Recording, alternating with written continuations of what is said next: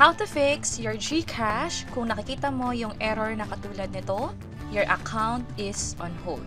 By the way, kung first time mo sa channel na to and gusto mo pa ng mga online tutorial videos katulad nito, please click the subscribe button. Para maayos ang account na nagkakaroon ng issue na katulad nito na on hold, kailangan i-check mo yung email na pinadala sa'yo natin ng GCash o di naman kaya yung text na na-receive mo sa kanila. And by the way, may mga dahilan kung bakit nga ba nagiging ganito yung GCash account, nagiging on hold siya. Pwedeng inactive yung wallet mo. Ang GCash natin, although hindi siya bank account, pero dapat hindi siya maging dormant ng at least 6 months. So kung naging dormant siya, walang cash in, walang cash out, walang bank transfer, magiging considered to as inactive at pwedeng ma-deactivate yung account, or for this case, pwedeng ma-hold muna bago mapunta sa deactivation. May mga pagkakataon naman na pwedeng magkaroon ng invalid information during account verification or na-tag siya for illegal use or may legal orders to hold yung account mo muna. And again, ang pinakamagandang gawin ay i-check yung email kasi baka nandun yung dahilan o nandun yung dapat inyong gawin para maiwasan yung on-hold account or deactivation. Kung naka-receive ng email, merong form dito na kailangan i-click at mag-submit ng form sa GCash mismo. Hihingi ng email address, yung full name nyo sa GCash, maging yung mga requirements nila katulad ng valid ID and selfie na hawak yung valid ID. Yung mga valid ID na tinatanggap ng GCash ay ito lang yan. Pwedeng yung national ID, passport, yung Pag-ibig Loyalty Card Plus, driver's license, postal ID, PRC ID, UMID at SSS ID. Kung wala kayo na-receive na email, i-check nyo naman yung text from GCash. I-browse nyo kung may pinadala ba sa inyong katulad nito. Your GCash account was put on hold due to routine verification.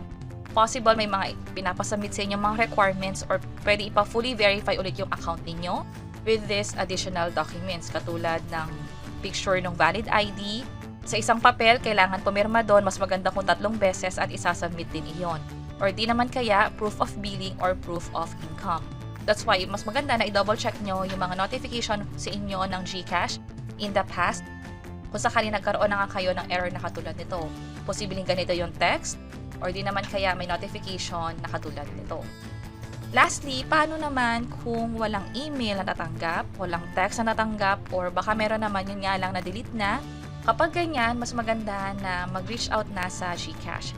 Pwedeng via GG, pwedeng mag-chat sa kanila online. Pwede rin naman tumawag. Pero sa pag-chat kasi, mabibigay na doon yung mga requirements na hihingin. Katulad ng government-issued ID, katulad nung sinabi natin kanina, may selfie din, and screenshot ng phone mo or SIM settings na pinapakita yung phone number mo na siyang nakaregister sa GCash. So yun yung paraan para ma-fix yung error na katulad nito, your account is on hold. And kung sakali nga pala na hindi ito masunod, halimbawa may binadala sa inyong email or text at hindi nyo na-submit yung mga requirements, pwede nang mapunta sa deactivation talaga yung account. Kapag ganyan, close na talaga yung account, possible hindi na siya mapa-open ulit or mapa-unblock. That's why mas maganda na kapag nakakita na kayo ng issue na katulad nito, ipa-unblock nyo na at gawin yung mga hinihinging requirements or steps ng GCash. Sana nakatulong tong video na to. Kung pakiclick ang like button at para sa iba't ibang mga tutorial videos, pwede nyo i-check itong mga nasa baba. Sana makatulong and see you sa mga next videos. Bye-bye!